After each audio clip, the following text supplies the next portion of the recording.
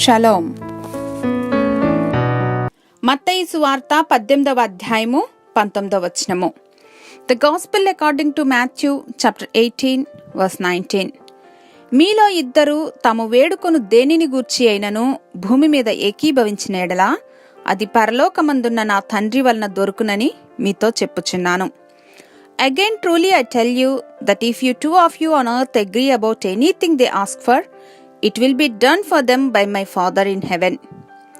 ఇద్దరు ముగ్గురు యేసు నామములో కూడి దేనిని గురించైనను ఏకాత్మతో ప్రార్థించిన ఎడల చెరసాల తలుపులు తెరవబడటం, విడుదల, స్వస్థతలు పొందటం మనం చూస్తూ ఉన్నాం.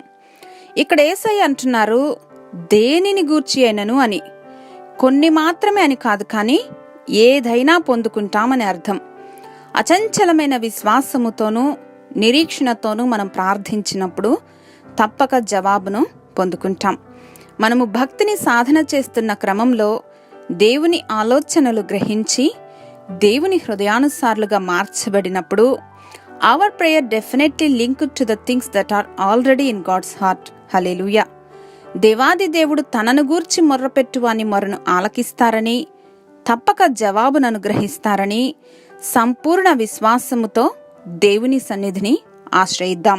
మహిమా స్వరూపి వగు మా తండ్రి, మీ కన్నులు నీతిమంతుల మీదను మీ చెవులు వారి ప్రార్థన వైపునను ఉన్నవని ఎరిగి మీ కృపా సన్నిధిని ఆశ్రయిస్తూ ఉన్నాం.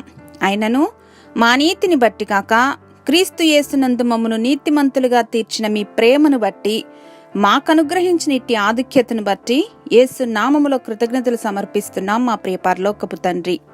ఆమేన్.